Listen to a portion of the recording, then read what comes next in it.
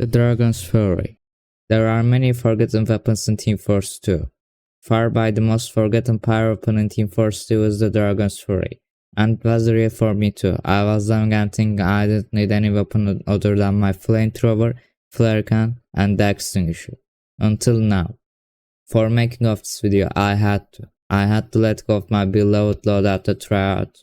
What's this? Plus 300% damage bonus? That's insane for the Pyro. What's the downside could be? Decreased range? Projectiles. But I'm using the particles was a projectile. And dear viewers, I asked myself the same question. How the hell Pyro can be a projectile class? So basically this weapon takes the normal and usual Pyro playstyle to something new and unusual for a Pyro. Not that kind of. As I was saying, this is a new style of playing Pyro, but if you ask, is it great?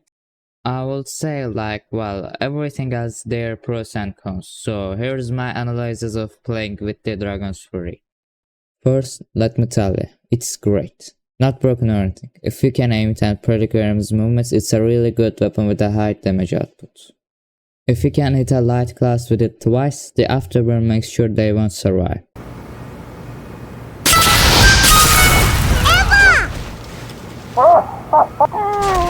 Unless if there's any water, a medic, health kit, or a dispenser anywhere nearby. To a non-burning player, it hits around maybe a 30, a bit more or less, changing according to the enemy's loadout. Like the charging target, which blocks 50% of the fire damage coming from the enemy hits. And can be really painful to fight against at times, since you can technically air blast that much. Which takes us to the next part of the video.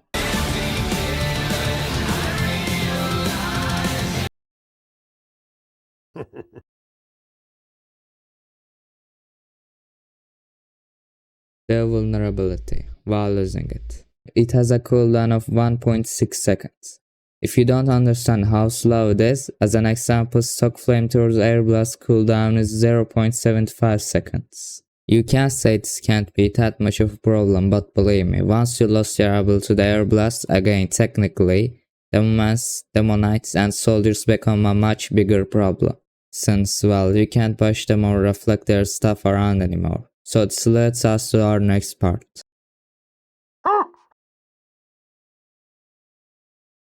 The secondaries. So I'll make a list about them from worst to best.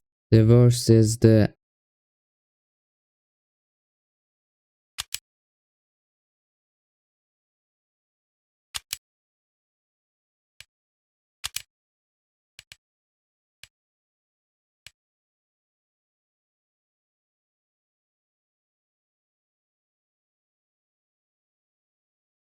panic attack.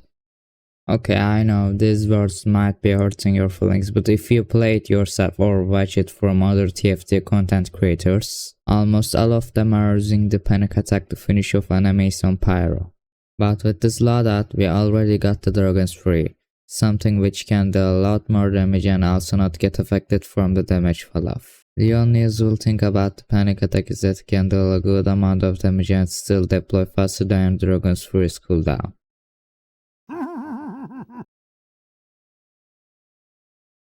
So this is not a bad secondary to go with, but also not that much of a great weapon to use with the Dragon's Fury.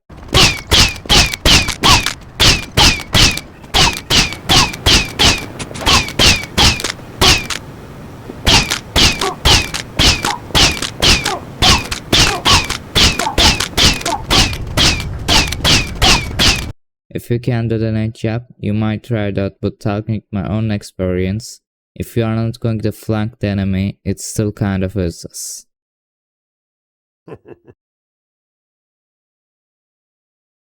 So if you love the Pyro with the shotguns, both of these weapons are almost perfect ones to go with.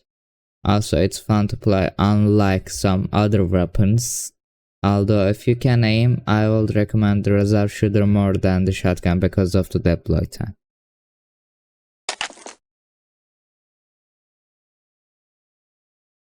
So I'll be honest, we can say this is the best one clearly, because the point of using the score shot is to light up enemies on. So we can finish them off with the Dragon's Fury. Now, it might look like Pondus since Dragon's Fury also can lit enemies on fire, but with the Dragon's Fury, the non-burning players burn just for 2.5 seconds, and the Score Shot burns the enemy for 7.5 seconds. And considering the 0.8 seconds of cooldown on Premier Fire of the Dragon's Fury, this is a big relief and which does its job much better than the detonator, who's harder to hit than enemies with. But also you have to fully rely on your Premier, which is the unfortunate fact. Trying to hit enemies who are too close is hard, so hard that I'll even say try it yourself. But my choice will be still with the reserve shooter. But yeah, basically the list is this. Now I'll keep the melee short here. If you're going to use the Score Shot, I would recommend you to use the Extinguisher. If the enemy is way too close, you might have a chance. Other than that, Power Jack is still the best choice here.